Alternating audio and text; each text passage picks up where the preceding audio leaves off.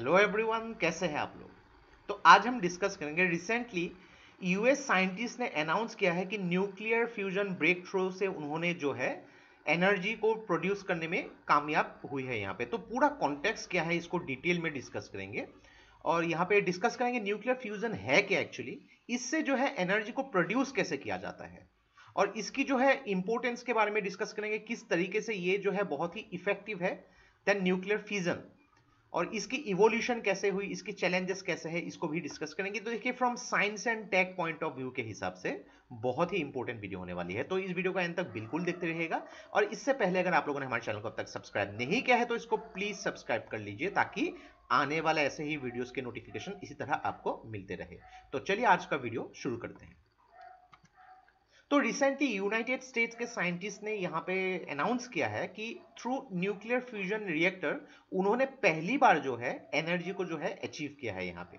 तो यहाँ पे कहा जाता है कि न्यूक्लियर फ्यूजन से यहाँ पे जो एनर्जी क्रिएट हुई है उसको in future as a renewable sources of energy के हिसाब से उसको यूज किया जा सकता है। बहुत ही इंपॉर्टेंट है यहाँ पे। एक्चुअली ये जो एक्सपेरिमेंट कंडक्ट किया गया था ये लॉरेंस लाइवरमोर नेशनल लेबोरेटरी कैलिफोर्निया में इसको एक्चुअली कंडक्ट किया गया था। इसके बारे में भी कभी कभी आपको पूछे जा सकते हैं।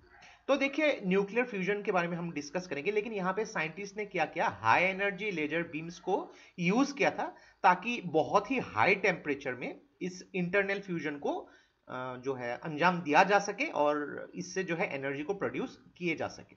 तो देखिए यहाँ पे एक बात है कि ऐसा नहीं है कि न्यूक्लियर फ्यूजन से ये जो एक्सपेरिमेंट है इससे एनर्जी प्रोड्यूस करने में सिर्फ यूएस साइंटिस्ट ही पहले नंबर पे है। इससे पहले जो है अलग अलग देशों ने भी इसको एक्चुअली अंजाम दे चुके हैं। न्यूक्लियर फ्यूजन से एनर्जी कैसे होती है और इसकी जो रिसर्च बहुत दशकों पहले ही शुरू हो गए थे यहाँ पे। तो देखिए यहाँ पे अगर बात करेंगे international collaborative project regarding the nuclear fusion जो आईटर हम लोग बोलते हैं इसको, इसके बारे में भी डिस्कस करेंगे। तो आईटर जो एक्चुअली साउदर्न फ्रांस में लोकेटेड है और यहाँ पे मेन गौरतलब है कि इंडिया भी एक यहाँ पे पार्टनर है। तो यहाँ पे क्या किया जाता है, बहुत ही स्ट्रॉन्ग मैग्नेटिक फील्ड जो न्यूक्लियर फ्यूजन के लिए यूज किया जाता है, तो माना जाता है कि one of the most important method है एनर्जी को प्रोड्यूस करने के लिए। तो पहले तो हम लोग को समझना पड़ेगा कि न्यूक्लियर फ्यूजन क्या है यहाँ पे। तो न्यूक्लियर फ्यूजन यहाँ पे एक प्रोसेस है जहां पे बहुत ही दो लाइटर एटॉमिक न्यूक्लियर जो मिल के एक एटॉम यहाँ पे हैवी एटॉम बनाते हैं और यहाँ पे एक्स्ट्रा एनर्जी प्रोड्यूस होती है। मान लीजिए कि ये जो दोनों ही एटॉम 5 यूनिट के हो गई और यहाँ पे जो ये एटॉम बनेगी ये 7 यूनिट की हो गई, तो 3 यूनिट ऑफ एनर्जी जो है एक्स्ट्रा रिलीज होती है और उसको यूज किया जा सकता है। यहाँ पे मैं बोल रहा हूँ 3 यूनिट ऑफ एनर्जी, लेकिन बहुत ही मैसिव अमाउंट ऑफ एनर्जी होती है यहाँ पे। तो ये ऑपोजिट होती है न्यूक्लियर फिजन से। तो न्यूक्लियर फिजन में क्या होती है कि एक बड़ा सा एटॉम यहाँ पे दो अलग अलग लाइट एटॉम्स में स्प्लिट हो जाती है।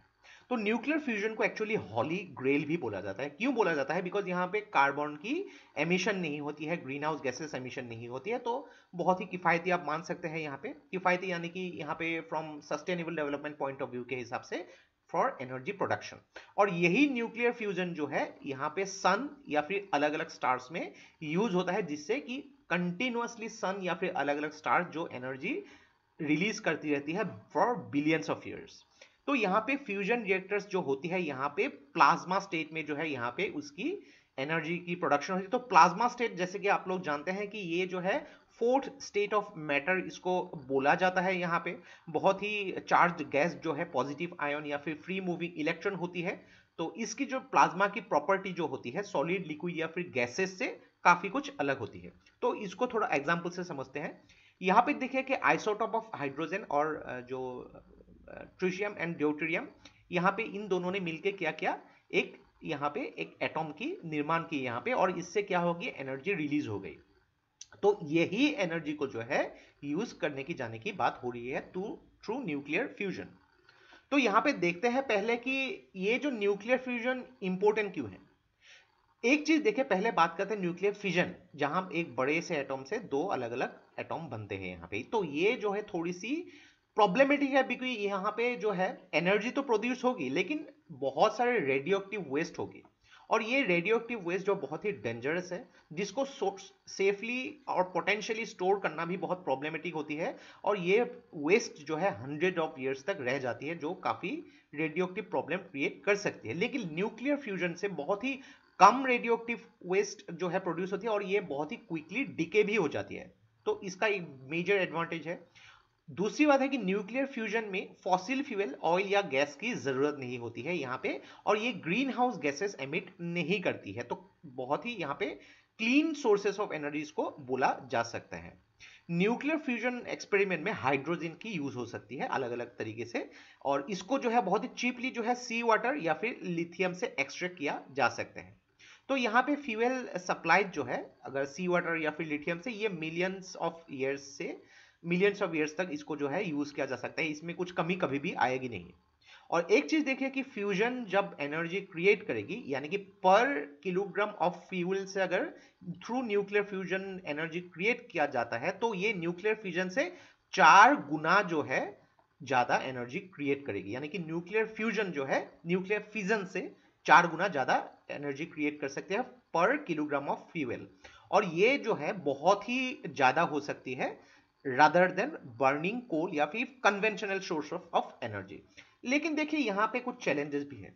चैलेंजेस क्या है कि इतनी हाई डेंसिटी प्लाज्मा से न्यूक्लियर फ्यूजन के थ्रू अगर एनर्जी क्रिएट करनी भी जाए, तो ये क्या करती है कि बहुत फिजिबल नहीं, बहुत ही हाई टेम्परेचर होती है, लगभग आप मान सकते हैं कि सन के कोर में जितना एनर्जी है उससे भी ज्यादा की। तो इतनी ज्यादा एनर्जी एक्चुअली क्या होता है कि एक लेबोरेटरी के अंदर भले ही वो बहुत बड़ी या फिर टेक्निकल लेबोरेटरी हो गई, प्रॉब्लमेटिक हो सकती है और उसके खतरा भी हो सकते हैं यहाँ पे। तो कुछ कुछ चैलेंजेस भी देखने को मिल सकते हैं यहाँ पे।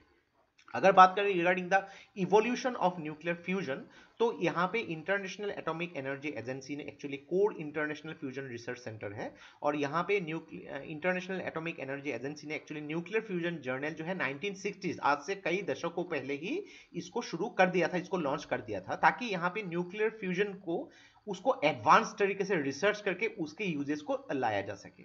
और देखिए यहाँ पे बहुत सारे पीरियोडिकल जर्नल भी उसके बाद यूज हुई है। न्यूक्लियर रिसर्च सेंटर इंडिया में बहुत ज़्यादा यूज होती है, तो बहुत सारे जो यूरोपियन कंट्रीज न्यूक्लियर एनर्जी को बहुत प्रमोट भी करती है, लेकिन यहाँ पे कुछ कुछ खतरे भी देखने को मिल सकते हैं। तो अगर बात करेंगे यहाँ पे आइटर, जो ऑलरेडी हम लोग उसके बारे में डिस्कस कर चुके हैं, जो आइटर का फुल फॉर्म है इंटरनेशनल थर्मोन्यूक्लियर एक्सपेरिमेंटल रिएक्टर।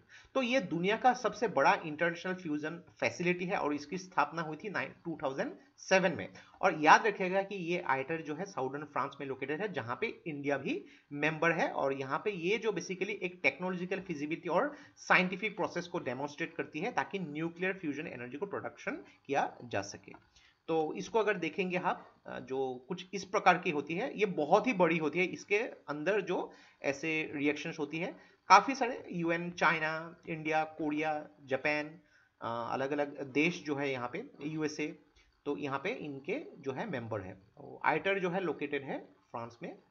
तो न्यूक्लियर एनर्जी जिससे जो है हम लोग प्रोड्यूस कर सकते हैं थ्रू न्यूक्लियर फ्यूजन।